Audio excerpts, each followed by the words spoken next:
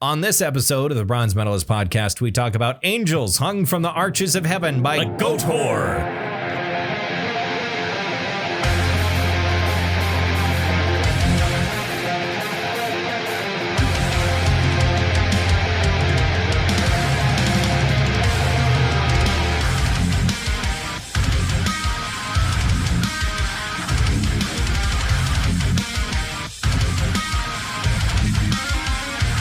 Everyone, welcome to another episode of the Bronze Metalist podcast. I'm Kale. I'm OJ. We're two professional broadcasters. We like metal and we like to talk about it. And there's nothing like two grown men saying the word Goatwhore in perfect synchronization. That was fun. It is. This is a bit of a delayed episode. Last week, Kale got COVID. Yeah, and died. Yeah, I died, and I've been resurrected. No, he's still dead now. Don't tell him. Oh, what? Nothing. But what were you talking about? I missed that part. Yeah, I managed to last almost 3 motherfucking years. Yeah. And then I get COVID over fucking Christmas. Mm-hmm. That's what Santa put in his stocking. Yeah, Santa brought me fucking COVID. Yeah, and it was an awkward situation because also like I had a little bit of a scratchy throat on Friday afternoon. Sure. Friday before Christmas Eve. Little bit of a scratchy throat. It's like, this might be something. And so Friday night, I was thinking about, I was like, okay, I have a COVID test here. I'll take this in the morning. I'll see how I feel in the morning, and then I'll take the test in the morning and see what it says. In the morning on the, Christmas Eve day, I found out, that either I threw away the other little like liquid eyedropper that you need to actually complete the test, or when I bought them, the Binax tests didn't come with 2. That'd be weird. So I must have thrown away the extra eyedropper. So I had a card, but I didn't have the dropper to actually use it. So I had to go to Walmart and buy some more COVID tests. Took the COVID test, was negative. I was like, all right, I'm going to go to my parents' house for Christmas Eve.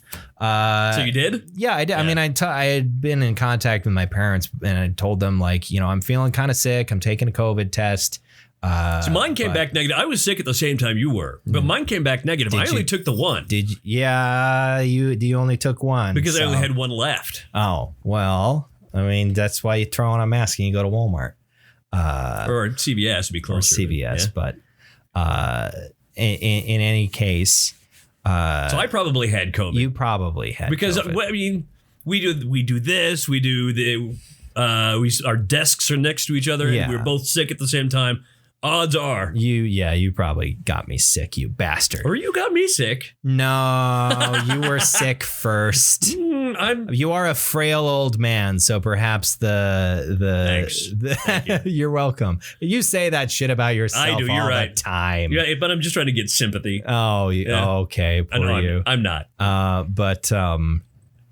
Anyway, so I went to my parents' house and celebrated, but I was washing my hands regularly and kind of keeping my distance from everybody a little bit. No hugs or anything. I mean, there were some hugs, but I wasn't. It was a quick sort of thing, right? And I wasn't like coughing or anything. I just felt a little under the weather. I didn't start coughing until like the morning on Christmas Day. And that's when I took another test because I was like, let's just make sure. Oh, fuck. But as far as I know, no one else in my family's gotten sick. That's good. Everybody's all vaccinated. So, I mean, and I because I was sick, I also like avoided contact with people on Christmas. I mean, it's fine because I got all the human contact I needed at that Bacchanalian orgy I was at a week and a half before Christmas. The week before then, exactly. So it was fine. It was fine. I was full up when you were celebrating the solstice. Exactly. The opposite of midsummer. Exactly. Yule. Yeah. I was gonna say, what's the opposite? It's just Yule. Yeah, that's what it is. But he's joking. I am. But yeah, that was a whole thing. Maybe. Yeah. And then it wasn't too bad because I had a whole bunch of days off anyway. I did 1 day of work between the Friday before Christmas and yesterday. Mm-hmm. I did 1 day of work in that time period. I worry because we can do our jobs from home. Yeah. And I worry when I'm doing my job from home. I try to send lots of messages and check the email all the time and try to do all that. So nobody's under the impression that I'm playing video games all day and not working. I would hate them to think that. Yeah. Because I'm not doing that. You're not. Absolutely not. Nope. In my work day, as is, I don't really, even when I'm working from home, I don't really have the time to really like, other than at the very end of the day, I might have like an hour to spare. But like, I usually just recording my show takes from about 8:30 to usually about 10:30. Right. Yeah. Plus you have a lot of program director work. Yeah. Music director. I have a lot of computer bullshit. Yeah. That I have to do that isn't super difficult. It just takes a while. See, I have to keep my click finger ready to dive away from YouTube if anybody comes around the corner. I'm working. Yeah, look at that. Don't worry about it. Lots of work done. Shuffle these papers. That's what you do. Just shuffle some papers. Right. Have a clipboard ready. It is awkward also for me recording from home because I have such a reflex for turning the microphone on and off that when I'm working from home, I don't have a button to press when I'm recording a voice track. There's not a big chunky button to push, and my hand, I feel like so you turn your microphone on and off while you're voice tracking? I mean it kind of, if I'm not going to immediately go from one voice track to another, I will turn my microphone off. I just leave that shit on. Yeah, I know you do. Even when you're not in the room. It bothers the crap out of you. You will leave the room for like 10 minutes with the microphone on. The on-air light over the door is illuminated. It does bother me, but I don't say anything because it doesn't matter. Right. It doesn't. It ultimately doesn't matter. You're not live on the air, so it's right. But I shouldn't put this idea in your head, but I remember once this guy named Joe that we used to work with. He was hilarious. He now works he works at the Mayo Clinic now. Okay. He's like the technical director for the entire thing. Okay. Anyway, he was voice tracking once, and this is terrible. This is gonna sound awful, but I pried off the program button, and I stuck a piece of paper over the light, and I put the program button back on, and I put it in program. That's so terrible. I know. That's really, really, really awful. And so he was voice tracking on air for a while. That's really awful. Or that time, my friend Paul, who worked on a local AM station here, he went outside for some reason, and I came in and I just turned his microphone on, and then he came walking and went, "Oh shit, I have dead air. Fuck. Oh god."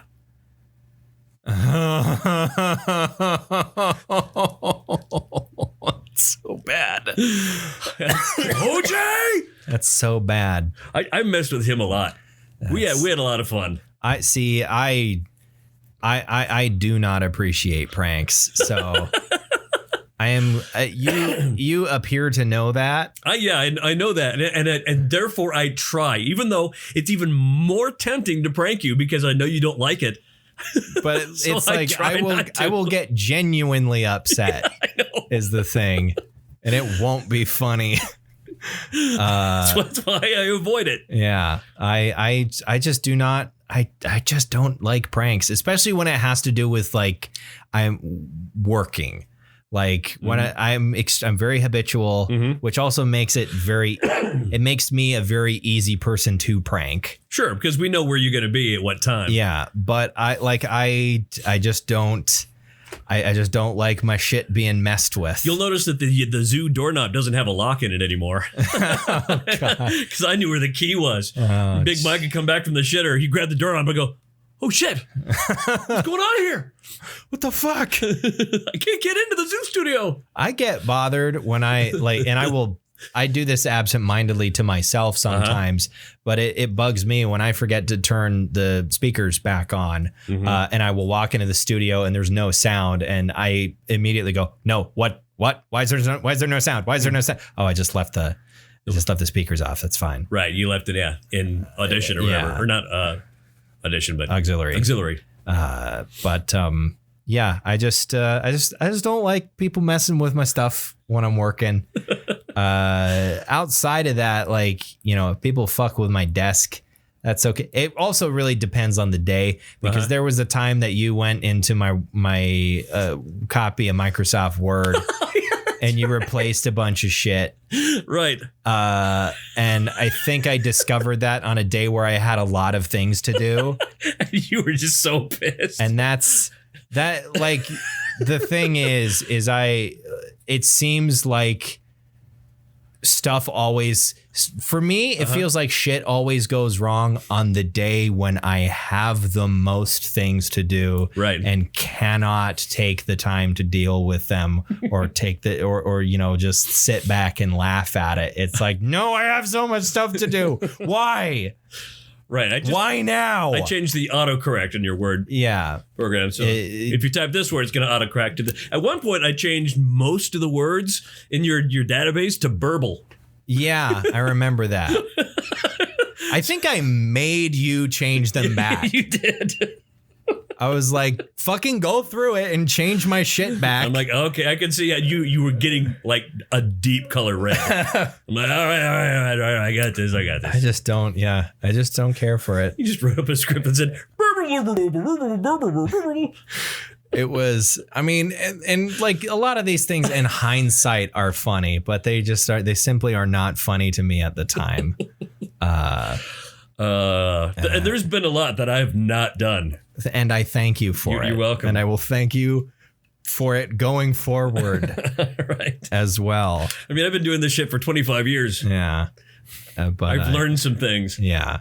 I just, I don't know. I'm one of those assholes, I guess, that can't take a joke. It used to be that in radio studios, at least the ones over at Wrighton at KX, instead of having like a flasher button or a ringer on the phone, it had this flash box, and it was like, okay, and it was extremely annoying because it was really bright. It would just flash, and you'd almost have a seizure, an epileptic fit. Yeah, but the funny thing was, for some reason, it had a switch on the bottom of it that you could change it from flash to ringer. And if you thought the flash was really annoying, the ringer was really annoying.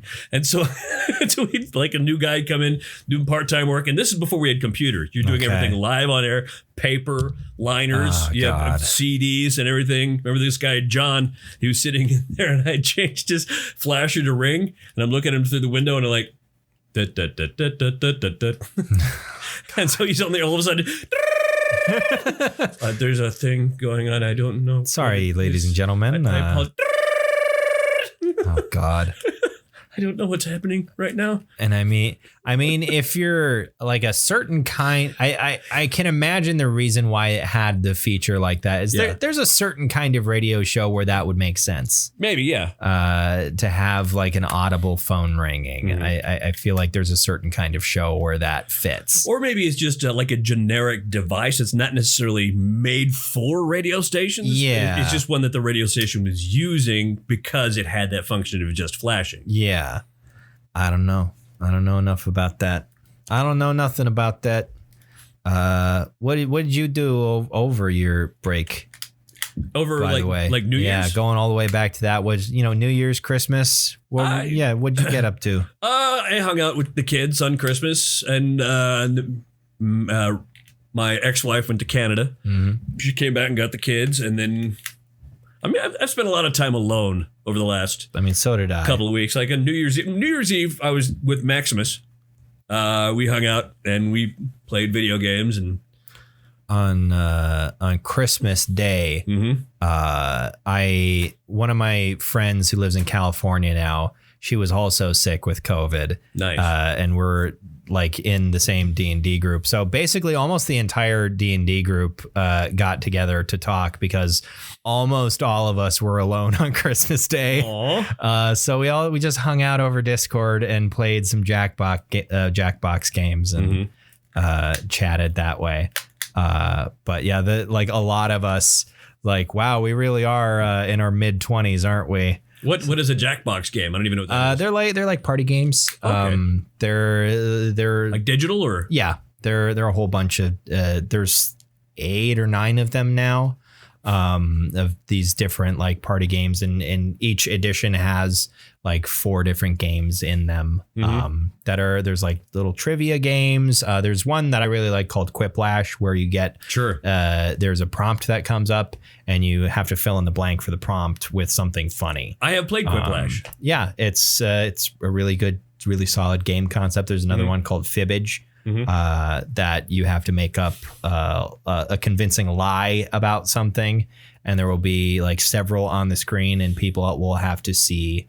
You get points for like if you fool someone, and they like it'll give you a prompt, and you have to make up a fake answer to the question or something like that. And if you fool people, you get points. Or if you guess the correct answer, you get points as well.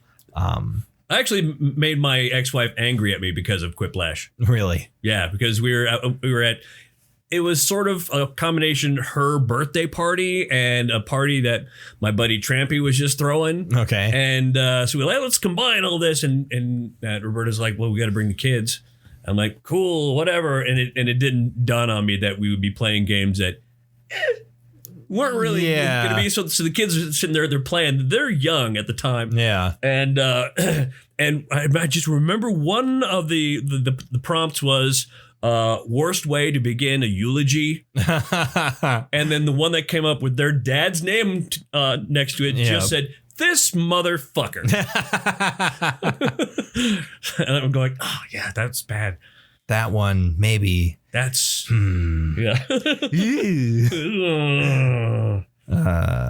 But yeah, they're a lot of fun. It's a weird thing where I usually end up winning the first game pretty handily. It seems like whenever I play Quiplash, I usually do really well the first game, and then I don't win ever again. Yep, I'm the same. Like all of my best ideas come out in the first 10 minutes, and then I'm done.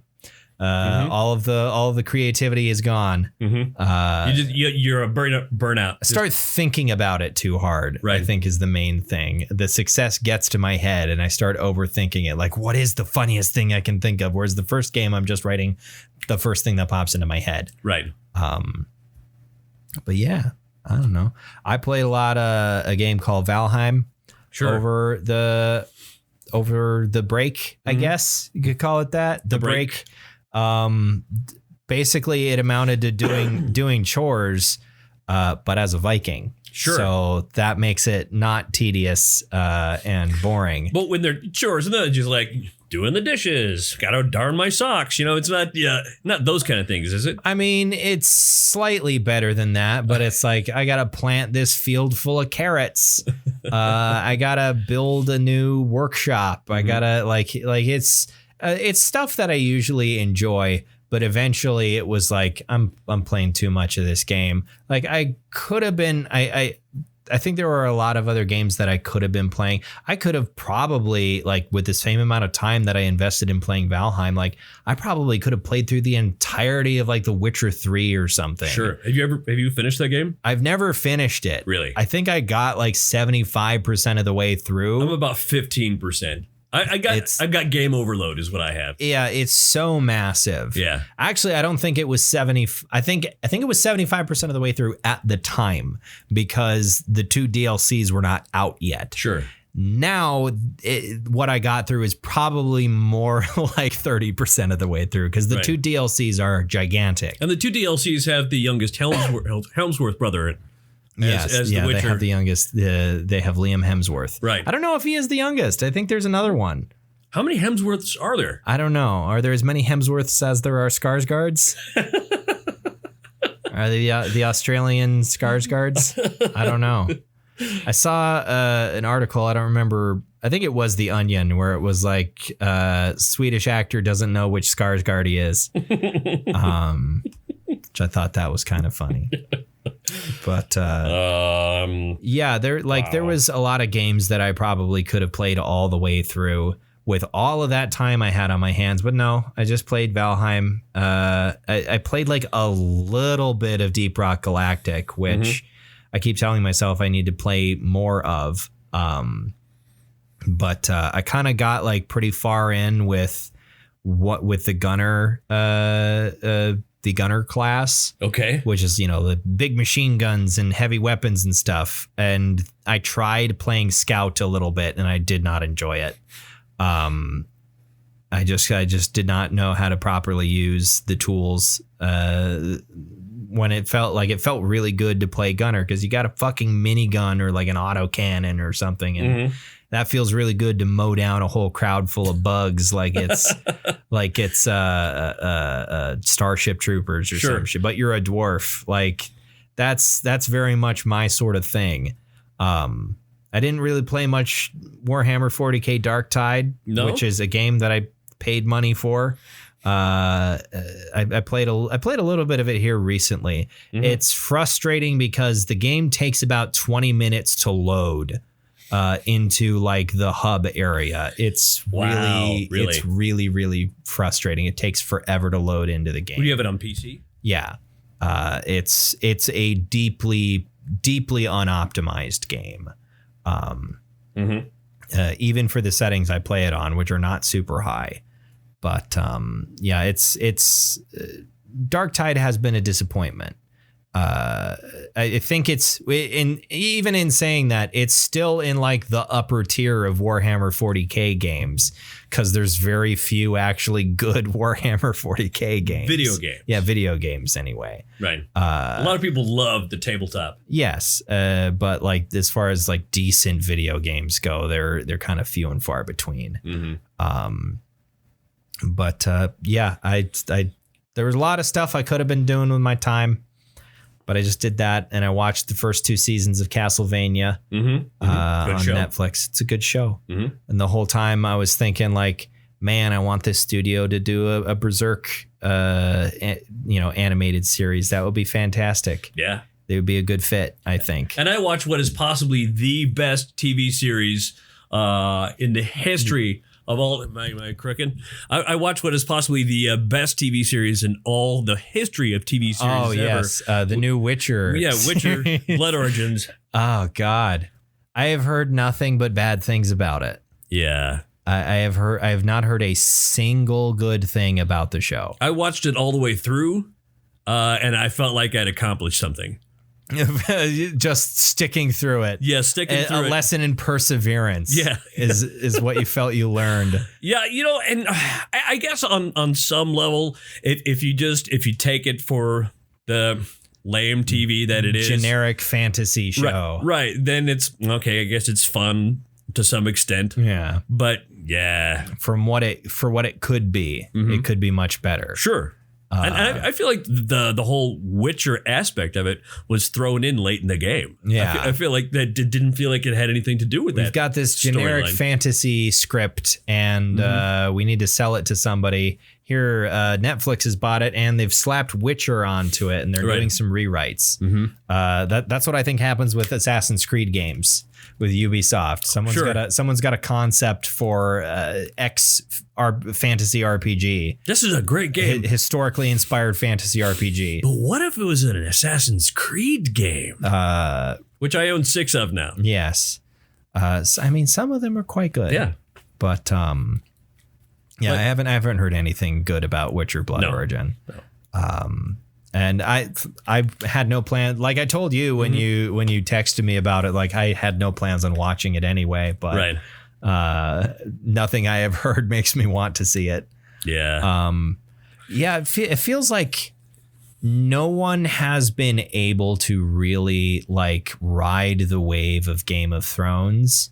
They've tried to. Like a lot of people have really tried, but no one's managed to actually make like a solid, like good, like 90% House of Dragons isn't bad.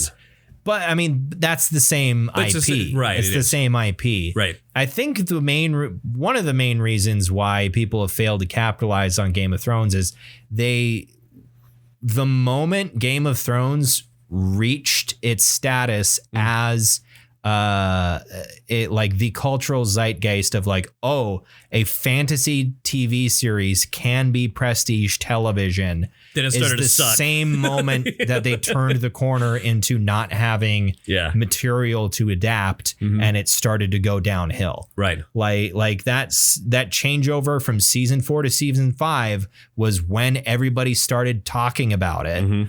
And that's also when it started to go downhill. You know how you're a great dancer when nobody's looking? Game of Thrones really fell apart as soon as the audience turned their gaze towards them.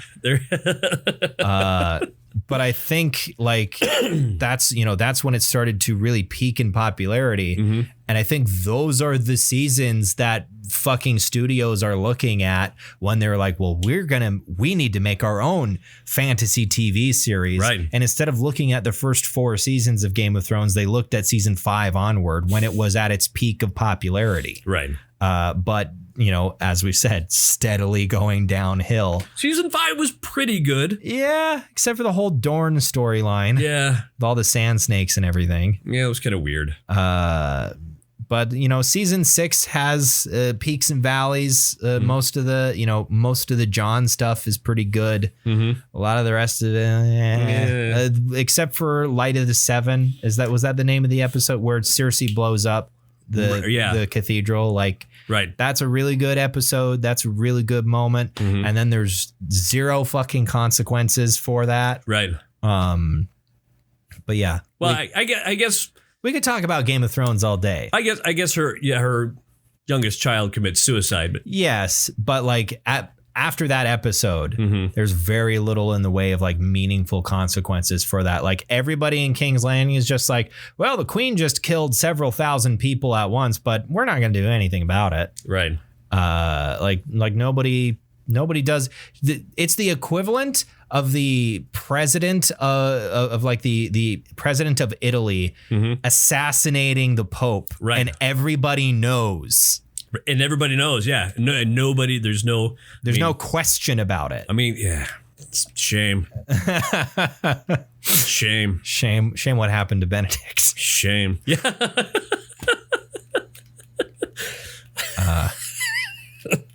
But I didn't know. I completely missed that he died, by the way. Yeah, it was, yeah. I mean, he wasn't the Pope anymore. No, he was a retired Pope. He was ex-Pope.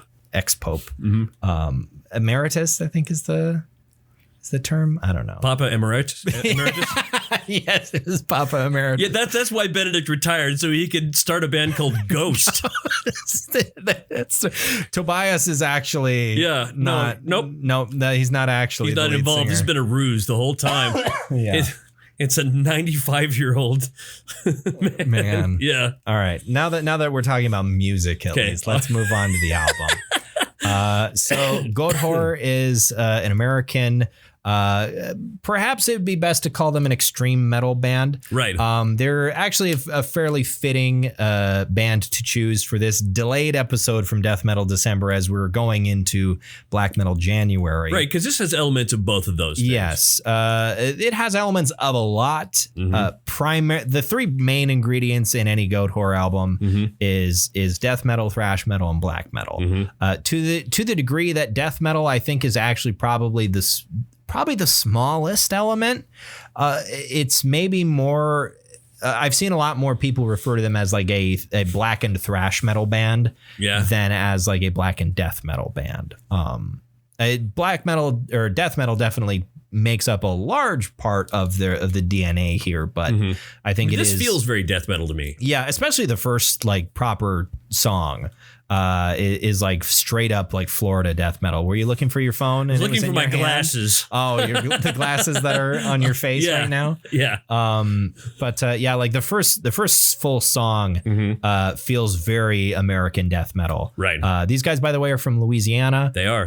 The lead guitarist, his name was in my head a second ago. Sammy Douay. Yeah, Sammy Douay is perhaps best known, other than Goatwhore being one of the members of Acid Bath. I told you Sammy played through my rig, right? Yes, you've told me that story. Do you want to tell the story again, though? I mean, people who haven't heard it before? Sure, yeah. When I was in a band called Dredge Can in the 1990s, around 94, 95. You guys were a thrash metal band. Yeah, thrash metal, progressive metal, yeah, that sort of thing. And somebody called us with a local, show promoter, who doesn't make any money. He just has weirdos crash on his couch every now and then. He called us and said, hey, we're doing a metal show this weekend. A metal band called Acid Bath is going to be here. You guys want to open? We're like, yeah, hell yeah. Mm-hmm. And so we opened for them. I'd never heard of Acid Bath, and I bought their CD. I'm like, this is after watching their show. Was it Kite String Pop? When the Kite String Pops. Yeah, it was their first album. And of course, when they got there, they're like in the back alley. We're like, hey guys, we're Dredge Can, yeah. And we could tell they were already so baked. Dredge Can, or not, Acid Bath is a sludge metal band, by the way. Yes. And they were very, very baked. And we got onto the stage and they could see that there was like, I don't know, 20 people in the audience. and Sammy turns to me and says, it's a pretty cool rig. Can I play through it? I don't want to put myself up here. I don't want to unload my shit. I'm like, dude, you can totally play through my rig. Go ahead. I said, thank you so much. And then at the end of the show, how did Acid Bath sound through your stuff? Good. That sounded great. That's good. I mean, he fucked with my settings a bit. Yeah. Which is fine. I mean, do what you got to do. But yeah, we had already played, so it didn't matter now. Yeah. But yeah, it was cool. Sounded great. Dax the Scab was great on the microphone. It's good. Audie played the bass. He's dead now.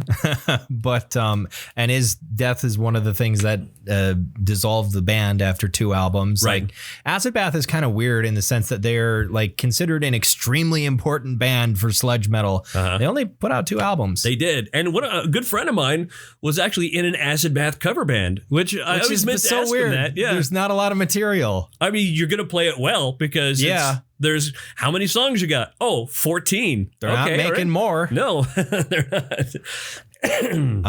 But since then, Sammy Douay has been in Goatwhore. Right, and I didn't even know. I was unaware. I was aware of Goatwhore, and I never really listened until just a few years ago. And I picked up something, and I'm like, oh, cool. Wait a minute. Fucking Sammy Douay?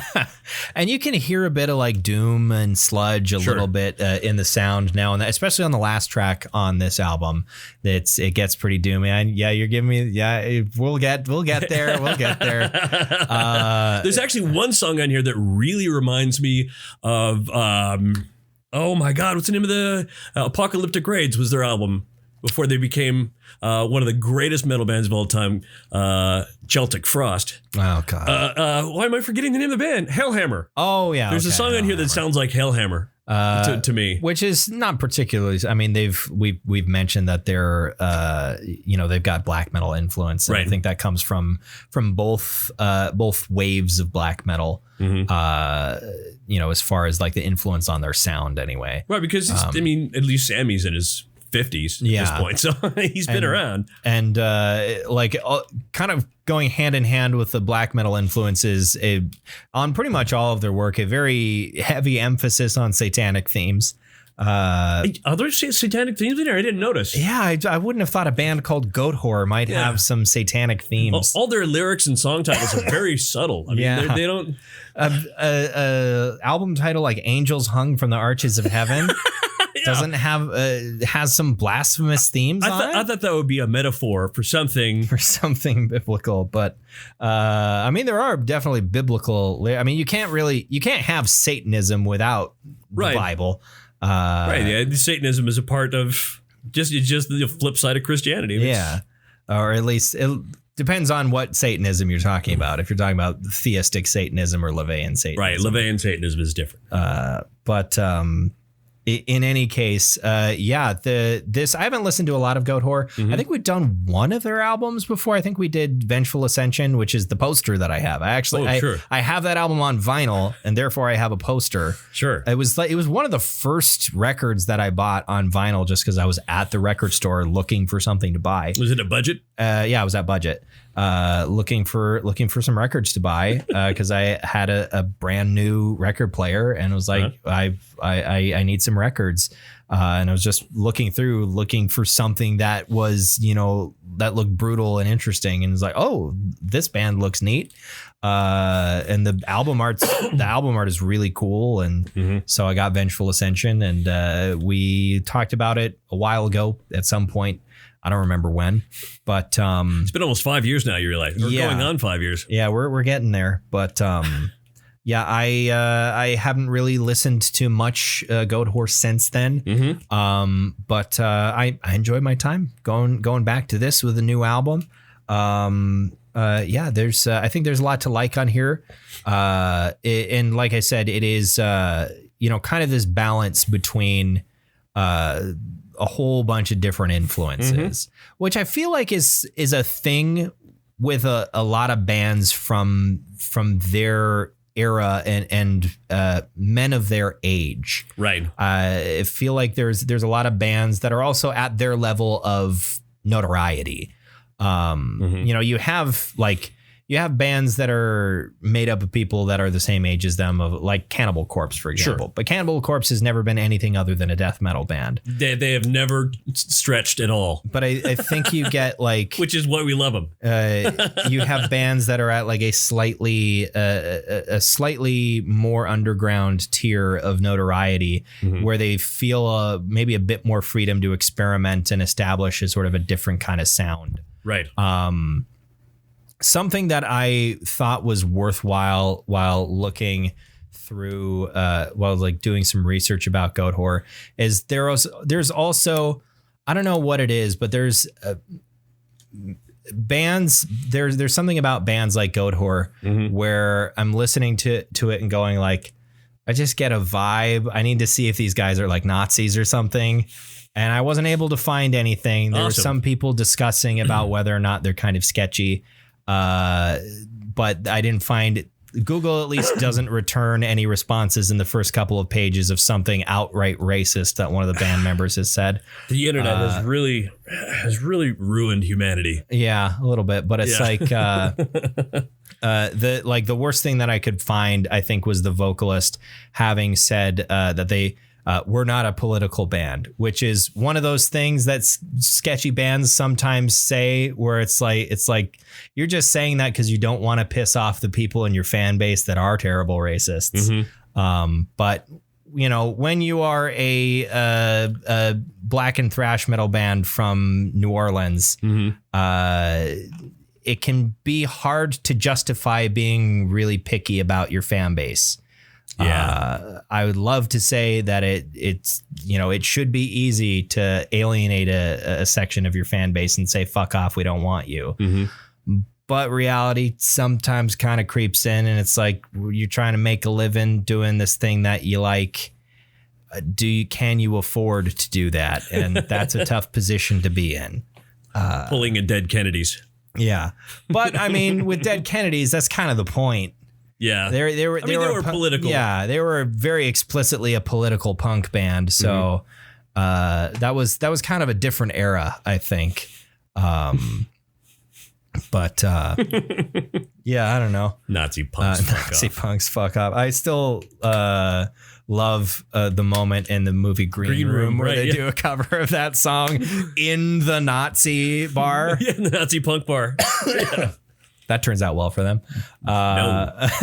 That's a really good movie. The Napalm Death version of that song is really good as well. I forgot there's a Napalm Death version of that song. Yeah. That's wonderful. Does this album slap? Yes, it does. Jesus Christ, yeah. And like, I love, you can kind of hear on like each individual riff, you can hear kind of the genres shifting and changing, like, oh, that's a death metal riff right there. This sounds like a black metal riff. Ooh, that's getting kind of sludgy and doomy right there. Like, yeah. I love when that's synth pop right there. That's synth pop. But then the interplay between all of them and just seamlessly string them together. Like, I was reading a review that kind of pointed out that nobody really talks about Sammy Douay as a great guitarist, but he's fucking fantastic. Yeah, he is. Like people don't bring up his name in lists of like great extreme metal guitarists, but maybe they should. There's a lot of absolutely banging riffs on this. There are. So I was looking up reviews, came out to about an 85 average out of 6 reviews, which is pretty good. Cool. Out of 6 different charts. 6 different reviews. Okay. So not like 6 different people have listened to this album. Only 6 people have. Well, no, there were 6 people, and I contacted them personally. Sure. I sent messages to about 500 people, and only 6 of them had listened to the album, right, and responded to me. That would be hilarious if you went through your entire contacts and just sent the message, have you listened to the new Goatwhore? Yeah. Send that text to my mom. I mean, she would at least be like, did you mean to send this to OJ? That would be so awesome if she came back immediately with fucking banger, dude. Yeah, it was awesome. What the fuck, Mom? That's weird. But what's your favorite track? You mentioned as you walked in that you feel like we have the same. I feel like we do have the same track now. Okay. Here are my honorable mentions. It's let's see, Victory is the Lightning of Destruction. I really like that song. Yeah, that one is a barn buster. That is a barn buster. A barn burner, I think, is the term. I don't know what a barn buster is. That's a barn buster. It explodes. It doesn't. The barn doesn't burn. It blows up. Right. From air pressure. Yeah. But I think the one that I think we're going to agree on is that and I was delivered from the wound of perdition. Yeah. The final track on the album. I mean, I got about 2 seconds into it and I'm like, yeah. Yep. Yeah. This is the one. It's really, really good. Yeah, it's the longest track on the album. It's about 6 minutes long, and it is this epic, like, death doom. It's kind of like shades now and then of like early Paradise Lost. And it just it's tasty. Yes, it is a tasty cut. My honorable mention that I put down was the title track. Yes. Yeah, very good. The title track I thought was really, really good. There's a lot of songs on here that I really like quite a lot.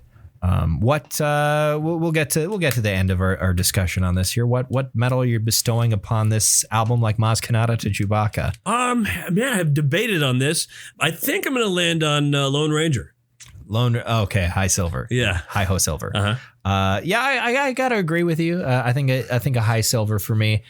Nothing here has really convinced me to go back and I gotta listen to everything else Goatwhore has ever done. Right. I mean, there are a couple of tracks on here I want to revisit. Yes, definitely. I would agree. Like the one we both picked as our favorite. Yeah. I want to go back and listen to that again. But outside of that, I enjoyed the hell out of this, and but I don't feel a deep need to listen to more, right? Other than a couple of things. So next week we'll continue Black Metal January. What are you planning on bringing? I thought this week was my week. No, I think it was my week technically. Oh shit! This was technically my week. I'm pretty sure because I hadn't prepared anything. Yeah, because you were the one you brought the death for Chuckmas, right? And then at the end of the episode, I was like, I don't know what I want to listen to. There's that new Goatwhore album. Yeah, we'll talk about that. Well, okay, it'll have to be. You can decide off the air. I do it all the fucking time. Yeah, you do. So was not prepared. I mean, there are a lot of things I could pick from right now, but I'm trying to remember what we've done, and I can't remember. Well, we'll figure it out later. So until whatever it is we'll be listening to next week comes out, why don't you go ahead and follow us on Facebook or Twitter, and go ahead and subscribe to our feed on whatever it is you're using to listen to us right now, whether it's your Apple Podcast app or some other service. We're glad to have you along. Yeah, we're happy to have you. That sounded weirdly sarcastic. We're happy to have you. Happy in quotes to have you in quotes. Jeez. That made it even worse. We're happy to have you for dinner. I mean, we're going to serve you food. If you stop by, you can have a meal. Yes. Of human flesh. Not yours, though. Someone else's. Right, exactly. Thanks for listening to this episode of the Bronze Metalist Podcast. I'm Kale. I'm OJ. Congratulations.